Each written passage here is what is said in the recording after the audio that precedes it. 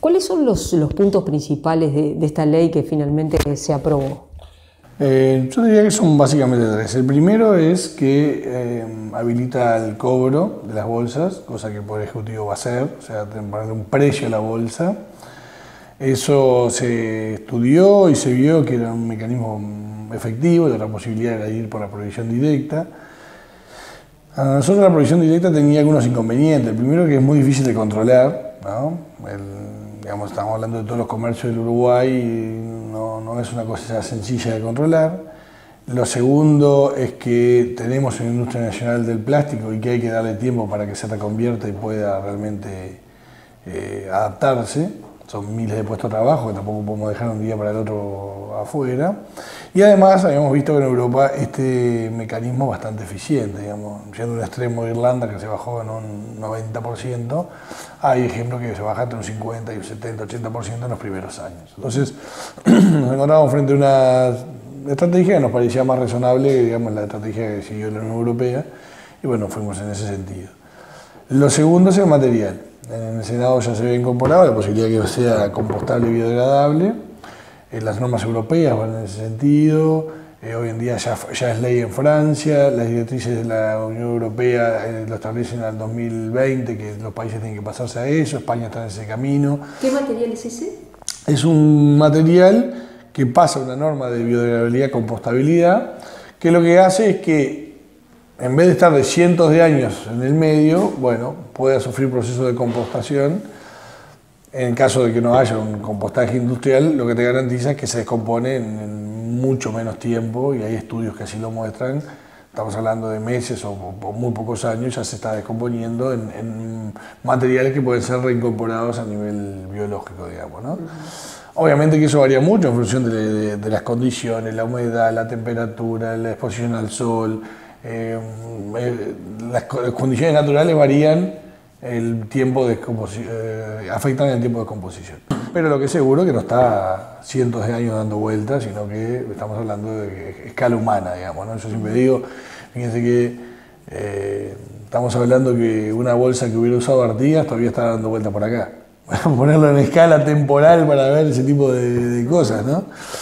Entonces, bueno, la idea es que sean realmente escalas diferentes. Entonces, por un lado, la disminución, y por otro lado, que el material que se utilice sea bueno. Y lo tercero es que haya una norma certificada, que nosotros queremos que sea el LATU.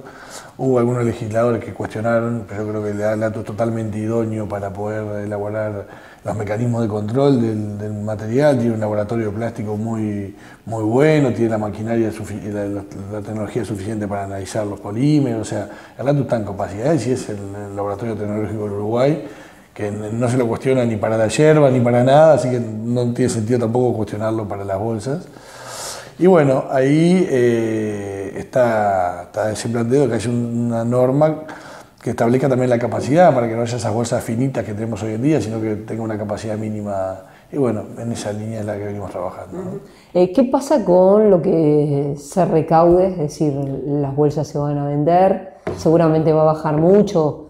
Porque esa es la experiencia internacional. Por cómo quedó en el proyecto de ley, nosotros habíamos propuesto junto con el MEF, y a pedido de los legisladores de la Comisión de Diputados, habíamos incorporado un IMESI que hacía que el sobreprecio que se cobre, digamos, entre lo que es el costo de la bolsa y el precio que se va a tener que vender la bolsa, lo recaudara el Estado.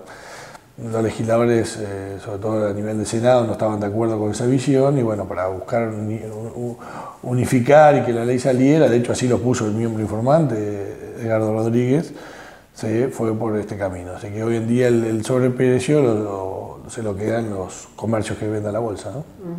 ¿Cómo ha sido este proceso de cuando se presentó el proyecto para erradicar las bolsas plásticas allá por el año 2016? Bueno, esto surgió por dos lados. Por un lado, el senador Bordaberry le había planteado un proyecto de ley, y por otro lado, nosotros veníamos trabajando con la Intendencia de Montevideo de Canelones en algo parecido. Entonces nos dijimos, bueno, no tiene sentido ir por caminos paralelos o separados, digamos, unifiquemos los proyectos. El proyecto de Bordaberry, la verdad que era un proyecto bastante bueno, tenía algunas cosas que para nosotros se podía mejorar, fue lo que hicimos, lo trabajamos en la Comisión del Senado donde él participaba, y creo que quedó un buen proyecto. Después a nivel de diputados nosotros ya nos empezamos a juntar con todos los actores, con la Cámara de Industrias Plásticas, con el Ministerio de Industria, con el LATU, con Cambadu, con representantes de las grandes superficies, y ya hemos ido avanzando en lo que es la reglamentación y se propusieron algunas pequeñas modificaciones, que algunas de ellas fueron las que se votaron el día de ayer, por eso tiene que volver al Senado, porque, bueno, algunas pequeñas y lo del IMESI para que la recaudación quedara en el Estado, que finalmente no quedó en el proyecto final, ¿no? Igual nos parece que es un buen proyecto, que nos da herramientas para disminuir las bolsas. Desde el punto de vista ambiental va a ser una muy buena herramienta para disminuir el consumo de plástico en el Uruguay, ¿no? Hoy día estaba leyendo algunas cifras, el 80% de las bolsas se importan, solo el 20% se hacen aquí, lo cual indicaría que ese reciclarse no sería tan complicado. No, y bueno, obviamente el proyecto de ley no incide entre importado y exportado. O sea, una empresa, no sé, se instala en Brasil y importa el polímero como se importa por Uruguay, lo fabrica y lo ingresa, no va a tener ningún tipo de problema. Tendrá los controles que tiene la industria nacional también para verificar que sea de ese material, pero podrá importarlo o no. Hay que ver cómo se acomoda el mercado. La verdad que yo no lo sé mucho, tampoco conozco el mercado, ni es algo que en particular me interese. Mi foco es ambiental.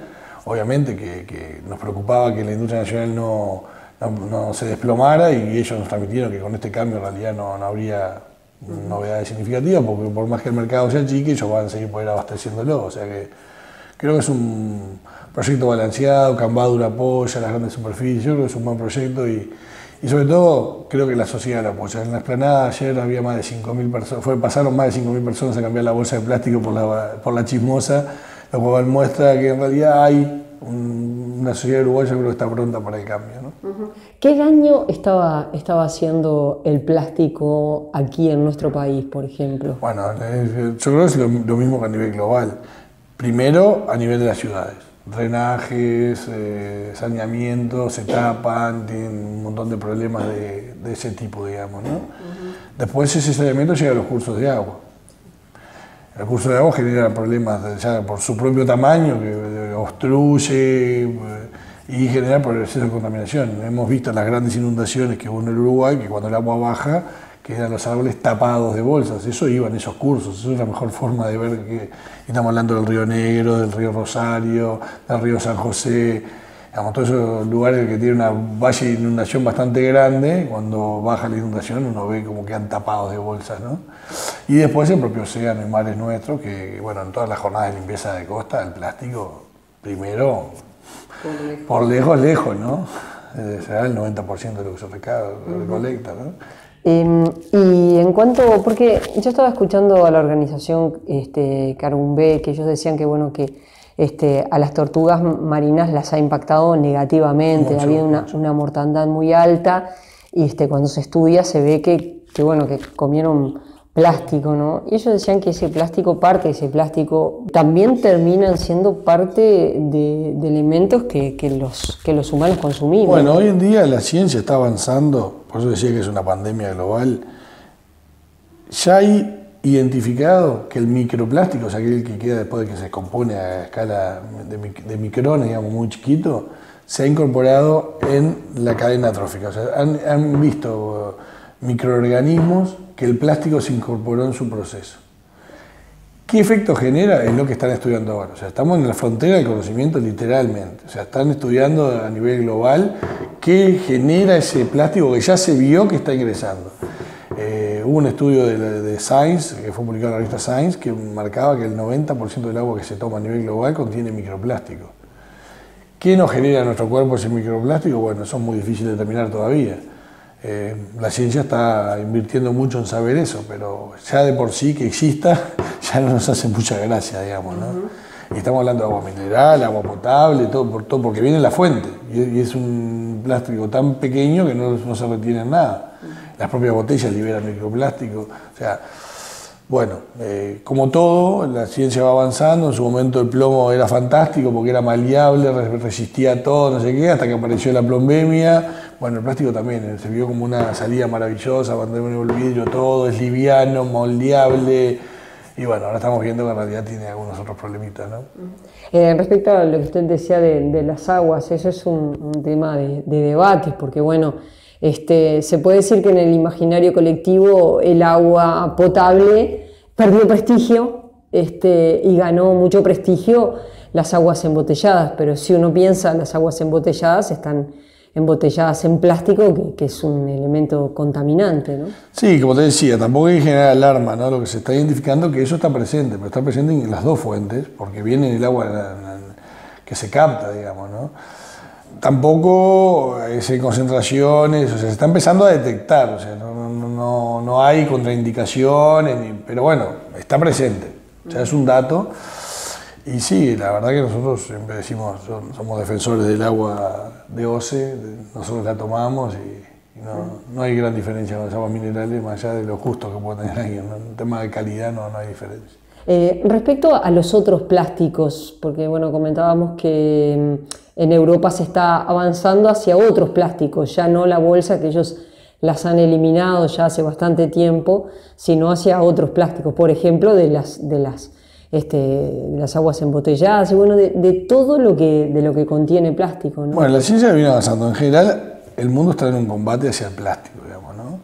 La ONU sacó una fuerte campaña diciendo, bueno, ¿por qué tenés que usar pajita? ¿Por qué tenés que usar un vaso de un solo uso? Empezar a cuestionar nosotros en nuestra vida, ¿por qué usamos cosas que después enseguida lo usás y la tirás? Pasando una lógica donde podemos tener, en vez de esos vasos, bueno, tengamos un vaso donde lo usamos varias veces. ¿Por qué tomas en pajita si antes tomábamos directamente del vaso? Esa pajita después queda dando vuelta en el ambiente. O sea, hay un montón de cuestiones y bueno, cambiemos esos hábitos porque el plástico en general es un problema. Nosotros acabamos de enviar el Poder Ejecutivo el día de ayer, por otra buena noticia, además de la aprobación de la ley de bolsas, el envío por parte del Poder Ejecutivo de una ley de residuos, que es una ley bien general, que abarca desde la planificación nacional, la planificación departamental, un fondo para apoyar a las intendencias del interior que puedan desarrollar sus capacidades para gestionar los temas de los residuos, un fondo para promover la economía circular, para que empresas uruguayas puedan usar los materiales que se recuperan, que hoy en día en su gran mayoría se venden al exterior y generen puestos de trabajo y una economía formal en el Uruguay.